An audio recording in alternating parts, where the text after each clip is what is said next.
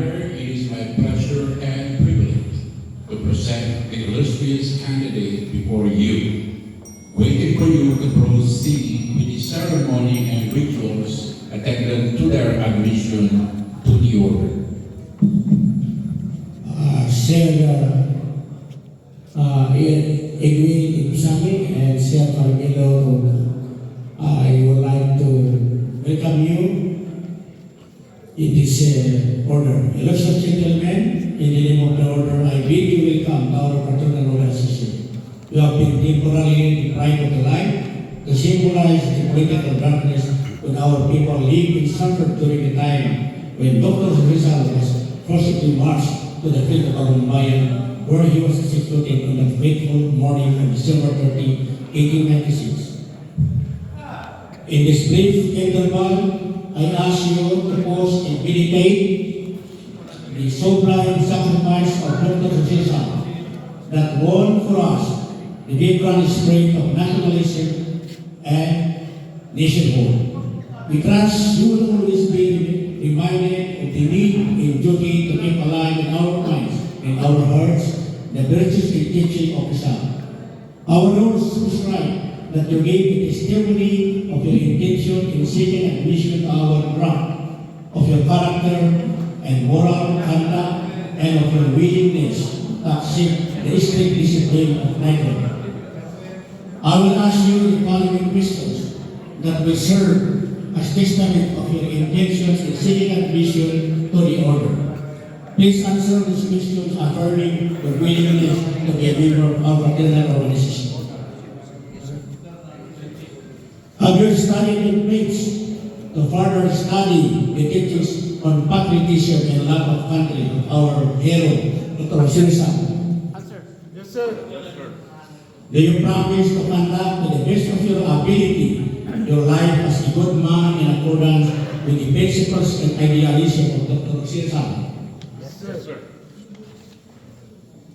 Are you willing to assume your share of responsibility to propagate and regulations and by the orders of his duly constituted officers? Do you voluntarily pledge to do all of this without mental reservation or purpose of evasion? Having satisfactorily answered these questions, may I request the Supreme Chancellor and other trustees to help remove the blindfolds? Candidates, you will please remain standing.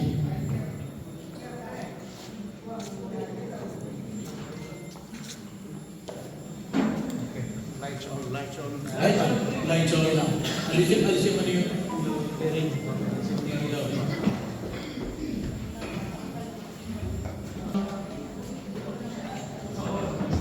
May I ask the chairman of the Prefectural Tribunal of the candidates before us have been interviewed as required by our bylaws, and may we hear the recommendations of the same tribunal. Illustrious Supreme Commander, it is my privilege to report and announce that a quiet investigation and evaluation of the public and private lives of our candidates here before us has found them meritorious and acceptable. By virtue, therefore, among other things, of their knowledge of the teachings of the Dr. Rizal, found them worthy of admission to our order. This tribunal wishes to take this opportunity to express its warm, sincere congratulations to the candidates. May I now request our Deputy Supreme Commander to lead the oath that the candidate must take as prescribed by our rules.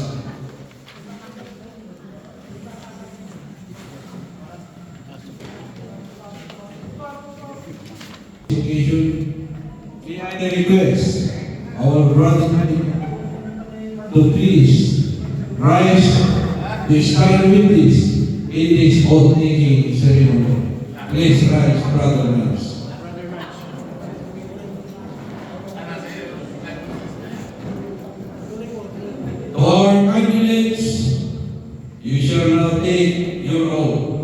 Please raise your hand and repeat Right hand, right after hand. me. Right hand and follow after me. I state your name. Do solemnly promise upon my word of honor I shall seriously study the teaching of Rizal and endeavor to put them into practice, always keeping in mind the nine Rizal's motto: non-omnisorial,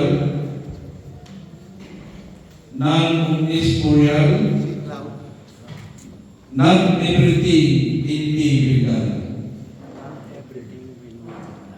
I shall work for a perfect union among the members of my community. Let's louder. I shall do no wrong and shall protect and defend my people against all violence and injustice. I shall endeavor, as far as possible, to extend assistance to my brother knights and middlemen to enhance their programs and promote their welfare, and shall uphold and strictly obey the bylaws of the order and its rules and regulations. So help me God.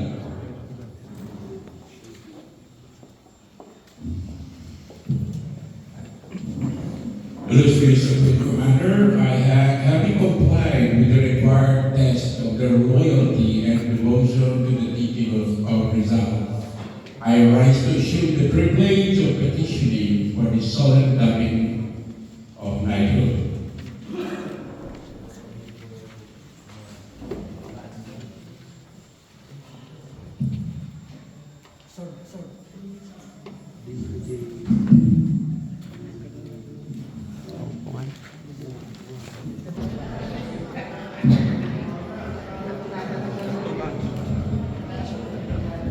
Okay, that's the way how to be.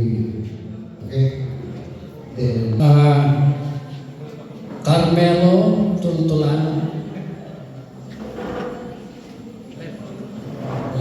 Left knee.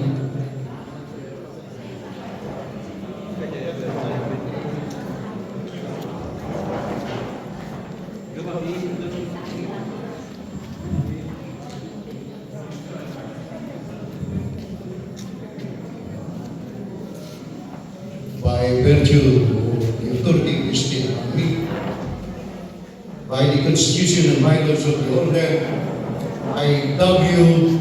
Knights of Rizal, arise, Sir Carmela.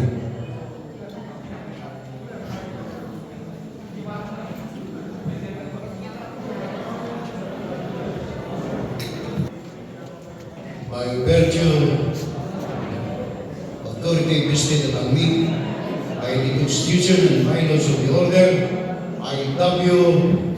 Knights of Rizal, Sir Edwin Rice.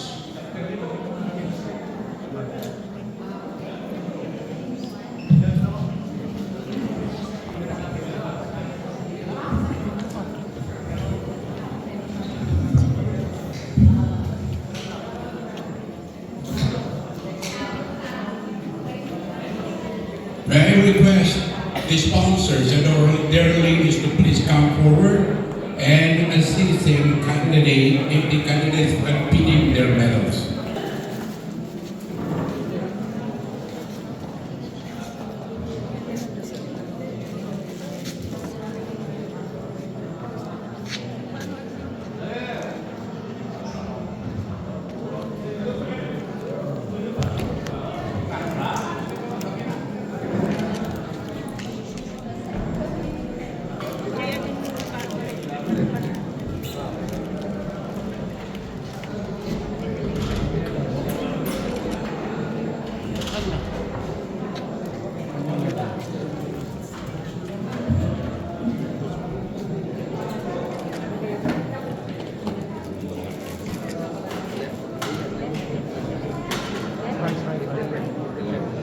Di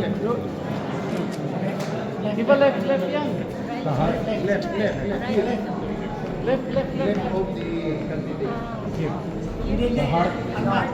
Sa puso. Sa heart.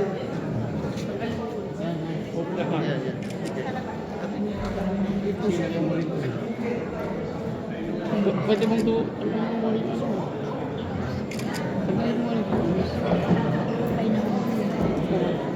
Ako na.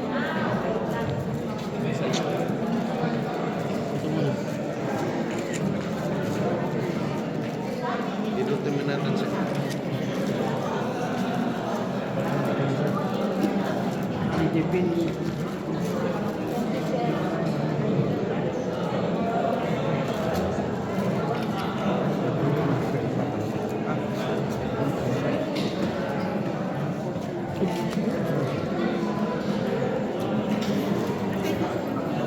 Isilin mo. Pag isilin mo yan. What? Para mag-comment. Okay na? Baka mahulog.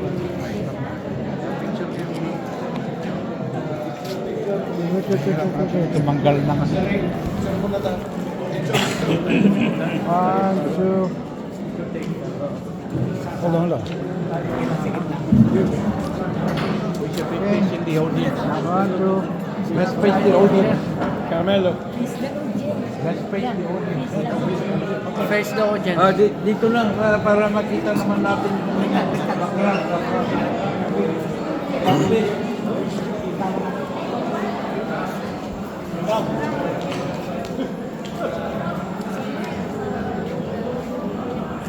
Okay, ready? 1, 2, 3. More. 1, 2, 3. Just want to join in the picture. Please come forward. Aisha.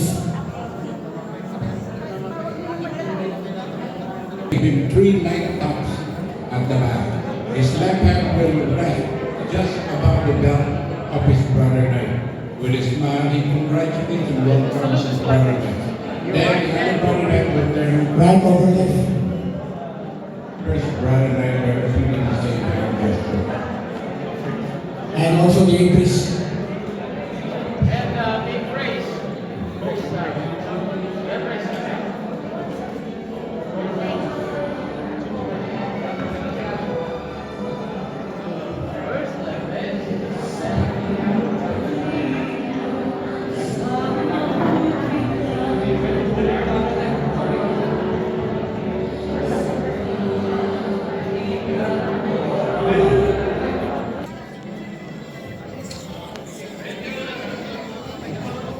Illustrious Supreme Commander, with the consent of the chair, may one of the new members whom they selected among themselves express their gratitude to the body for the honor that was conferred on them.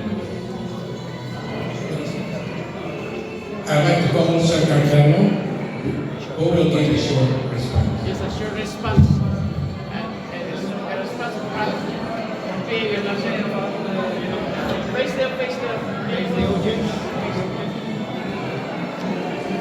I'm truly happy and blessed to have become a Knight of Rizal tonight, and it's a big honor, and I can't wait to start to do good work for the brothers and for the community. Thank you.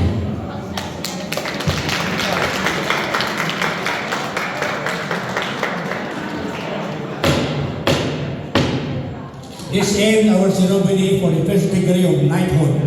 You may take pictures now before we have the dinner. Sign before you will take pictures. Okay?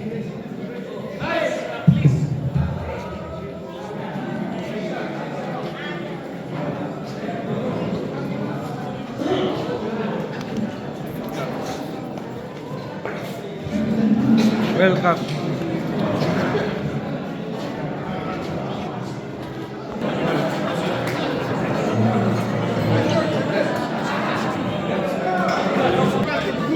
Sorry.